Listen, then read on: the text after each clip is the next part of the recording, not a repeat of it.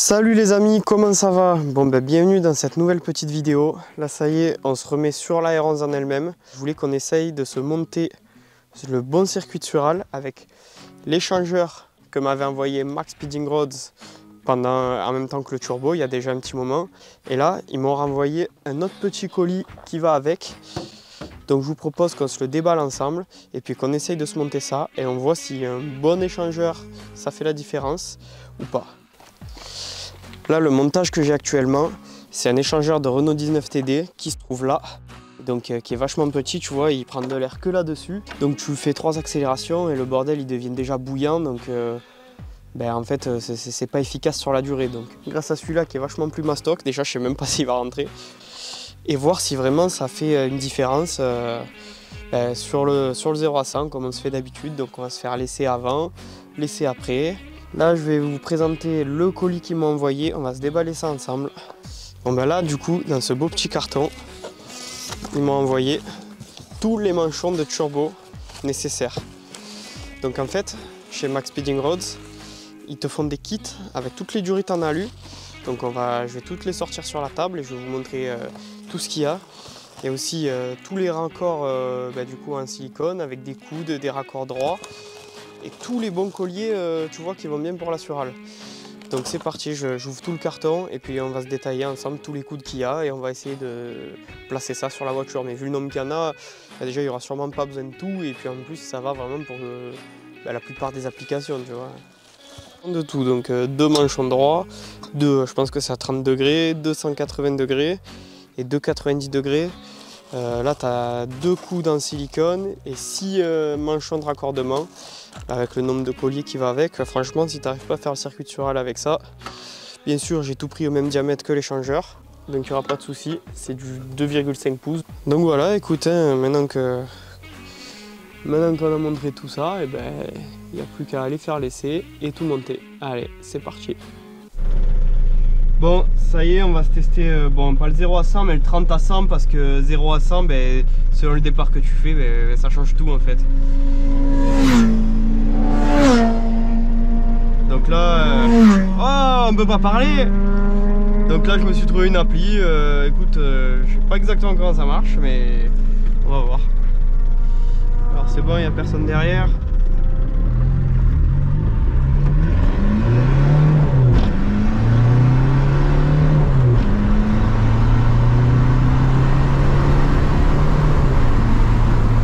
Hop, voilà, on est déjà en excès de vitesse. Donc ouais, je vais m'arrêter là-bas et on va voir si ça va donner un truc potable ou pas. Bon là il me dit 30 à 100, 6,69. Bon, on va réessayer un coup, donc on va refaire un dans le même sens parce que la route, tu as bien vu, elle est jamais très plane.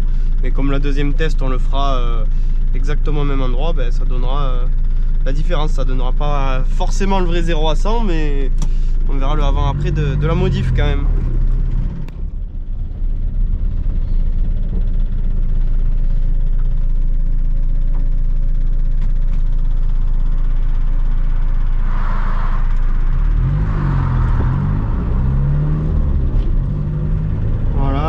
Allez, c'est parti.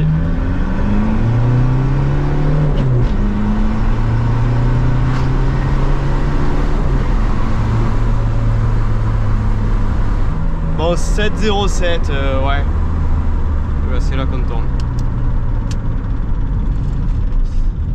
Tu vois à peu près, ouais, 6,70, 7 secondes. Bon, on va faire la moyenne des deux. C'est pas extrêmement précis comme tu vois, mais bon, ça nous indiquera peut-être quelque chose.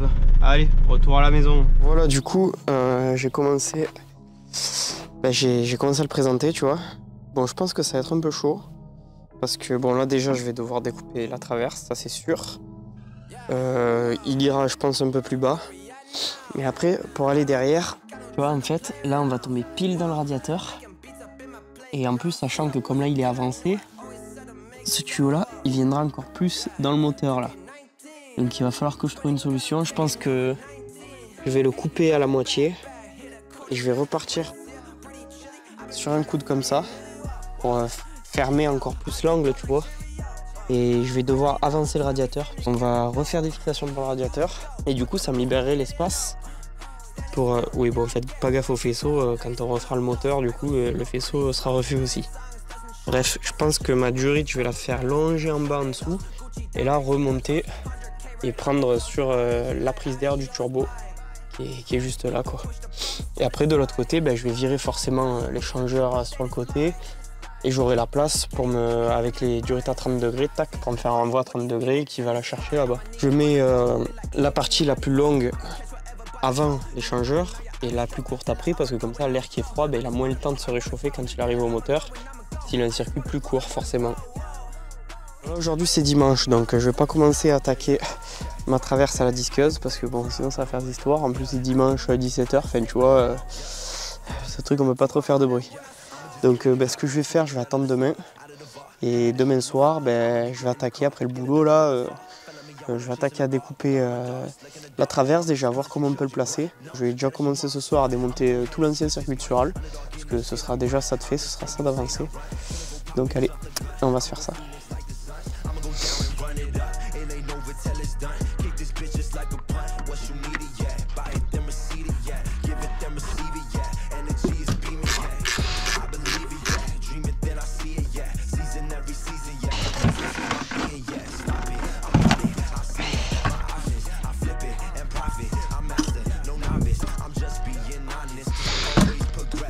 Putain, mais comment il tient ce truc? Il est juste bloqué.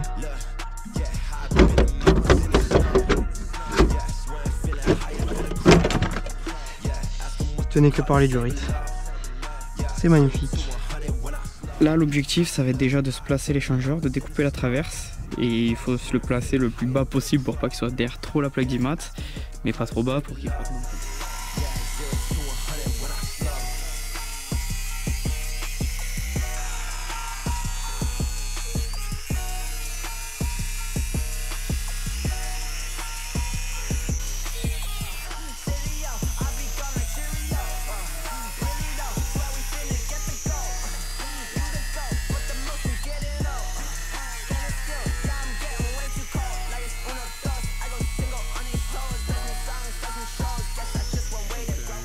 Ça y est, c'est découpé, j'ai passé un petit coup de noir en attendant là, pour pas que ça rouille. De toute façon, une fois que je change le moteur, je la mets à nu et je refais vraiment toute la caisse, toute peinture et tout.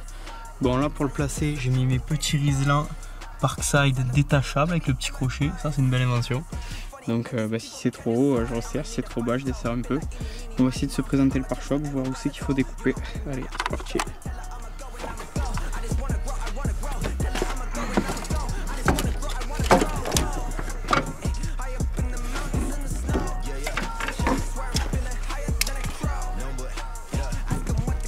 Bon, déjà je vois les premières découpes à faire dans le pare-choc.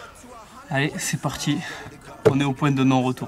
Bon, tu me diras maintenant que la traverse est découpée, on l'a déjà franchi depuis un moment.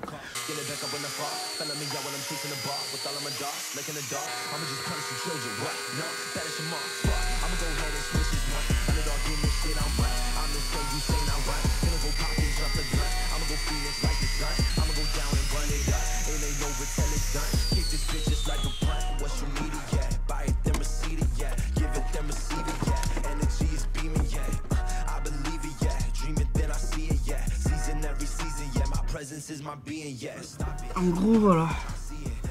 On peut le descendre jusque là. Putain, j'ai vraiment fait une coupe dégueulasse. Je suis deg, je pense avoir de la marge de chaque côté et faire propre après. J'ai ruiné mon pare-choc. Bon voilà, donc j'ai réglé la hauteur là, avec mes Riesling. Donc j'ai fait un petit repère sur la traverse pour voir à quel niveau ça en était. Donc maintenant je peux enlever mon réglage. Et hop, je sais à combien faut que je fasse par ma patte. Tac.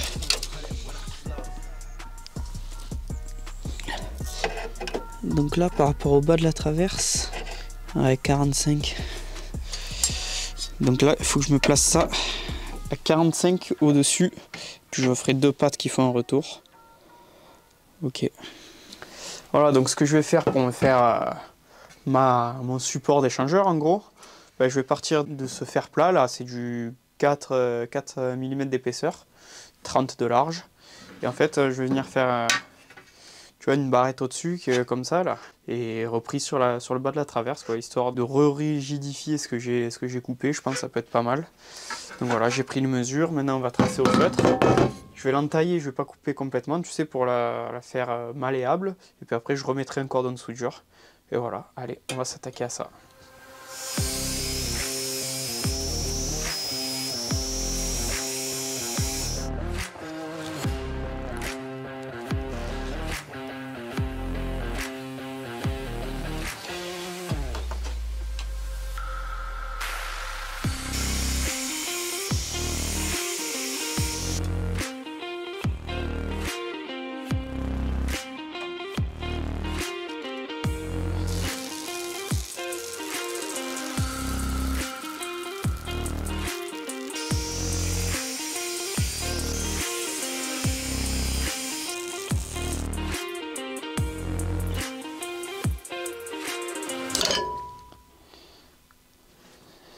Ah.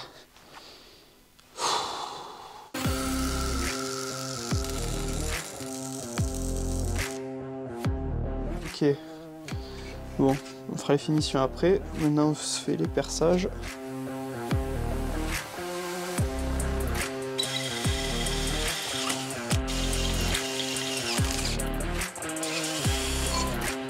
Bon, je fais l'autre côté, je fais les finitions et on se retrouve après. Bon voilà, on va présenter ça.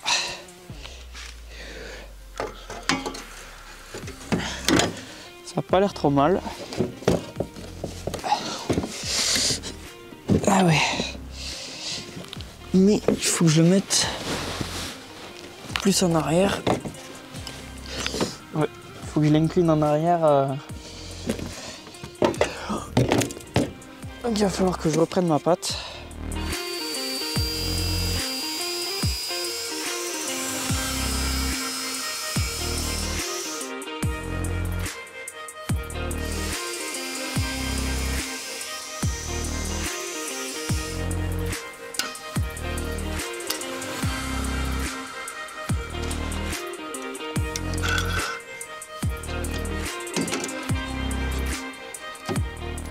Oh, c'est pas mal là.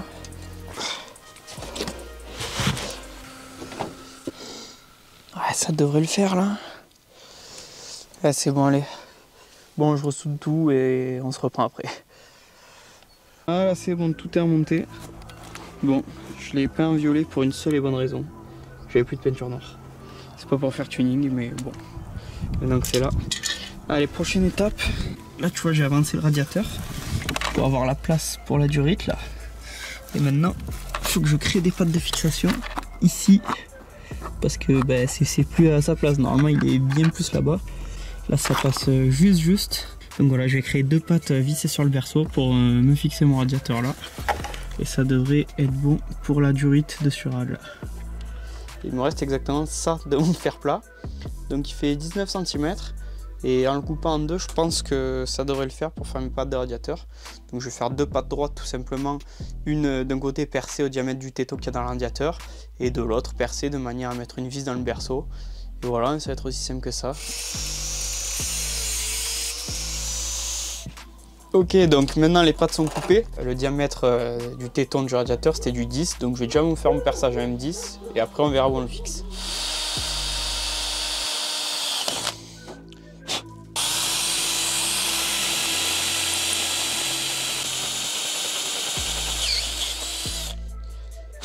Voilà, tu peux pas bosser dans un pays pareil. Il neige. Voilà.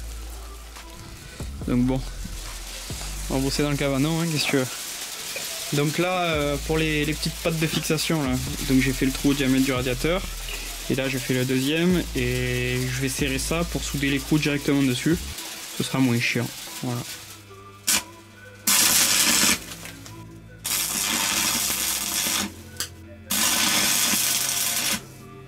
Bon voilà, je fais le deuxième pareil, je me meule tout ça propre. On le peint en violet tuning. Et puis, ben, ma foi, on monte tout ça, hein, là ça y est, refait soleil.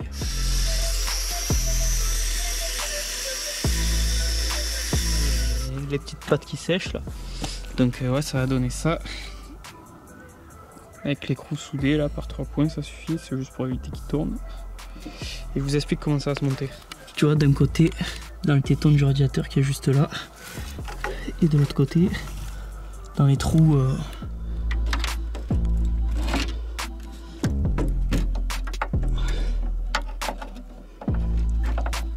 Voilà.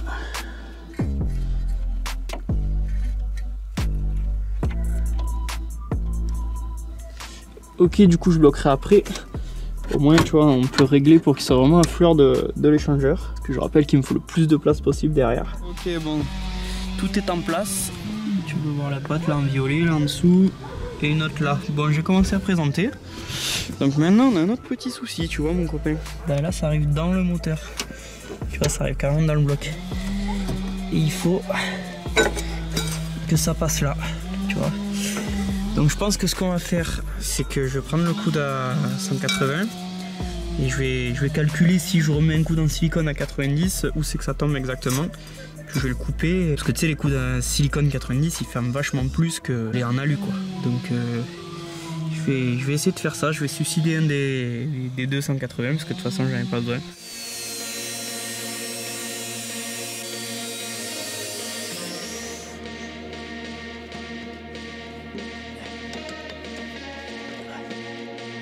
Voilà, j'ai un peu progressé.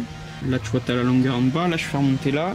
Et puis, le souci que j'avais, c'est que je voulais pas gaspiller, tu vois, les manchons neufs pour ce turbo-là qui va dégager très rapidement. Du coup, je voulais reprendre une partie des durites d'origine pour me relier à peu près à là, tu vois. Le souci, c'est que ça, c'est du 60. Et ça, c'est du 63,5. Donc, j'étais emmerdé. Et puis bon, là tu vois bien, on est à la campagne, t'as pas un magasin aux alentours. Et donc ce que j'ai fait, c'est que déjà j'ai coupé les bouts de durite d'origine. Et puis j'ai trouvé ce manchon de GT2i d'échappement qui est parfait, parce que c'est du 60. Tu sais, les manchons GT2i, tu les manchonnes autour pour souder. Et donc là, de ce côté, ça fait pile du 63,5. Donc voilà, je l'ai recoupé et là ça vient de sortir turbo et là directement à ce coude. Donc c'est impeccable. Bah celle-là il faut que je la réduise un peu, tu vois, pour faire vraiment passer à ras, pour on va pas mettre de longueur inutile, déjà qu'il va mettre du temps à charger je pense vu la grosseur des conduits. Écoute, ouais, on va continuer ça tranquille, je me recoupe les manchons et tout, tac tac, et on essaye de se relier à l'arrivée là. Bon voilà, je commence à mettre en place les colliers. D'ailleurs franchement pour le coup, ils ont pas rigolé Max Speeding Rods pour les colliers, regarde ça. Déjà t'en as un nombre, franchement... j'ai rarement eu des aussi beaux colliers pour une surale. Bon, pour les durites que j'ai recoupées, tu vois, je fais des entailles au disque à meuler. Parce que, en fait, tu sais, quand tu serres, du coup, le manchon en silicone, il va venir se verrouiller dessus. Et ça évite qu'il sorte, quoi, tout connement.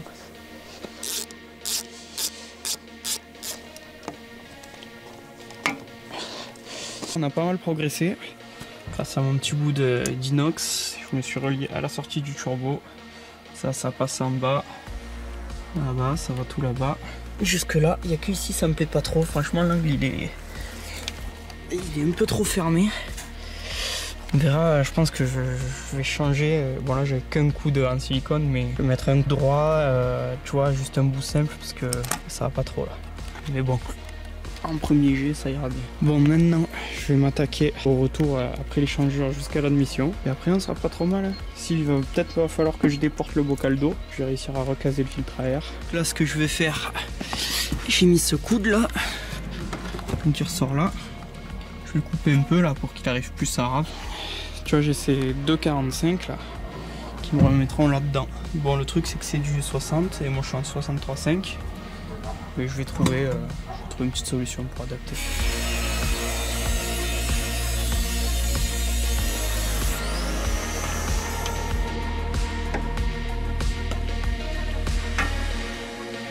Bon là du coup pour faire l'adaptateur de diamètre entre le collecteur d'admission et les durites en 63,5, j'ai un deuxième coude en 60. Donc je vais resubsider cette partie là pour me faire un petit adaptateur. Donc on va se faire ça là, on va se faire toutes les découpes parce que dehors il pleut, il fait un temps de merde. Donc on va avancer là-dessus et puis après on se montrera tout au fur et à mesure.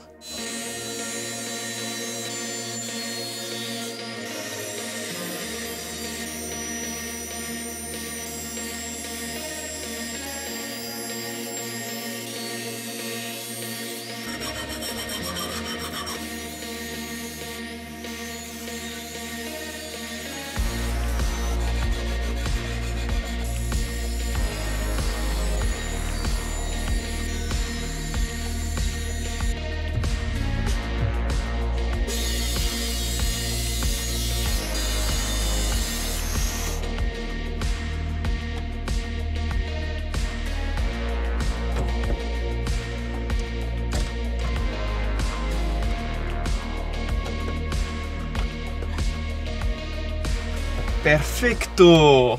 Bon ben ça y est, le circuit sural est en place. Donc il va me rester à mettre le montage définitif avec les colliers, etc. Et puis après fixer un peu toutes les durites parce que tu sais c'est un peu branlant. Je vais me mettre tous les colliers hors caméra parce qu'il recommence à pleuvoir là, donc la caméra soit plus pas top. Et puis après on va s'étudier ensemble les fixations. Et aussi il va falloir relocaliser le vase parce que les durites elles passent là où il y avait le vase d'expansion. Donc voilà.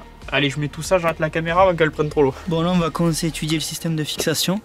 Donc ce que je vais faire en fait, tu vois, je vais me reprendre sur le collier. Je vais venir y visser un deuxième écrou. Et là pour celui-là, tu vois, il y a un trou dans le berceau là. Et je vais me faire une patte en L pour venir me repiquer sur la tige du collier. C'est le plus simple je pense. Et puis c'est un système qui sera solide. Donc je vais m'en faire plusieurs comme ça. Je vais attaquer par celui-là. Là je vais me fabriquer la patte.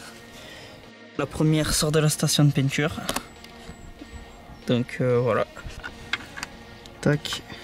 Bon, je vais la mettre en place. Et après, on passe à la suivante. Donc ça va être ici.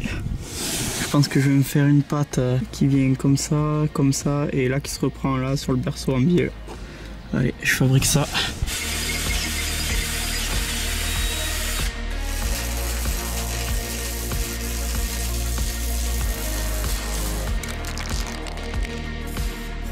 Bon voilà, les durites sont fixées.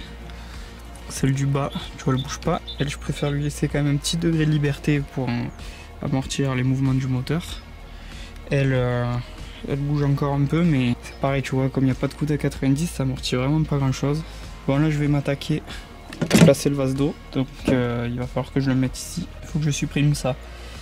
Donc je vais le faire que grossièrement pour l'instant parce que quand on mettra le moteur préparé, il n'y aura plus le moteur, on pourra dépointer ça un peu mieux que là. Donc là pour l'instant je vais le couper, voilà, c'est juste ce qui me gêne ici. Puis on fabriquera un nouveau support pour le vase.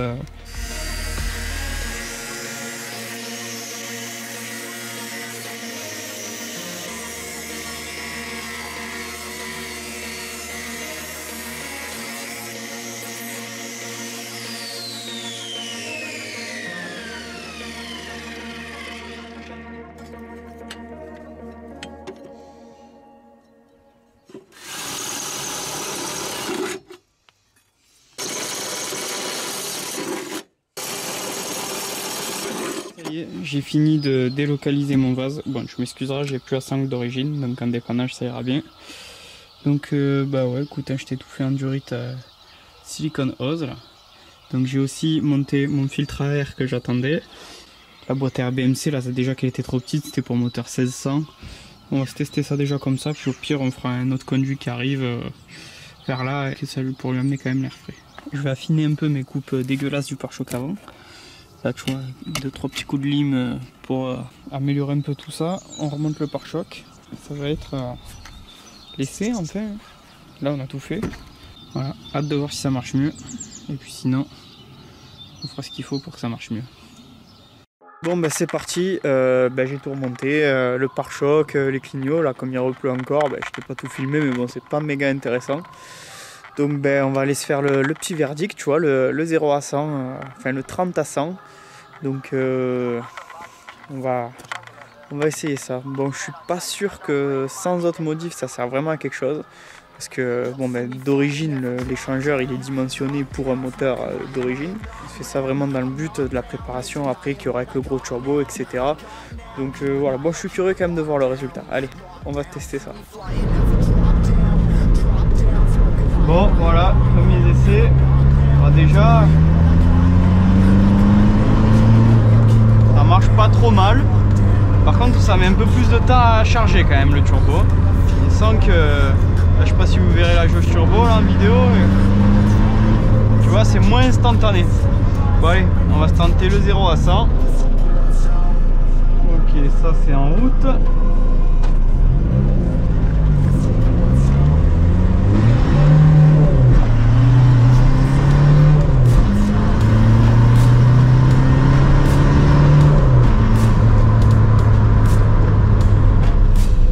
Ok, donc 30 à 100, 6,54. Ouais, c'est un peu mieux. Bon, après, tu vois, c'est pas Ouais, j'étais à 7,07, 6,69. Allez, on va se refaire un deuxième pour le laisser. Ok, allez, c'est bon.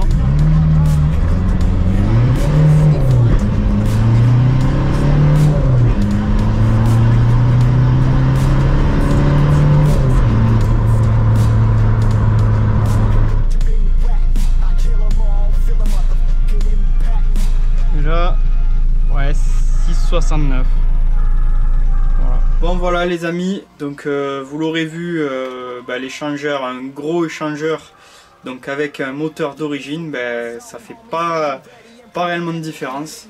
Donc là où ça pourrait prendre tout son intérêt, c'est du coup comme il va arriver après, avec un moteur préparé, et surtout plus de pression turbo, parce que ce qui se passe c'est que plus on comprime de l'air, plus il chauffe. Donc c'est pour ça qu'il faut surdimensionner le refroidisseur. L'échangeur ça sert à refroidir l'air qui a été chauffé par le turbo. Donc plus on met de pression de turbo, plus on met un gros turbo, plus il va falloir un échangeur conséquent. Là moi je suis avec le petit turbo d'origine du 1.9 TD, donc je suppose que les ingénieurs qui ont fait la voiture, ils ont bien fait leur travail, ils ont dimensionné correctement l'échangeur d'origine. Là où ça aurait pu faire la différence, c'est sur un roulage un peu plus long, par exemple une journée circuit ou autre, où il chauffe et au fur et à mesure qu'il chauffe, il est de moins en moins efficace. Là c'est vrai qu'on a fait qu'un seul, deux tirs, on était encore, même le petit d'origine était resté froid, donc à ce niveau-là, pas bien de différence. Donc on n'oublie pas un grand merci à Max Speeding Rod qui m'ont fourni ces pièces, donc l'échangeur, les durites de turbo, et sans oublier ce bébé qui va prendre place à la place du turbo d'origine sur le moteur que je suis en train de préparer. Pour ceux qui découvriraient la chaîne, voilà, on est en train de se refaire du lourd, donc un deuxième moteur refait complètement, gros turbo, culasse, on va se refaire les conduits, tout un peu plus optimisé.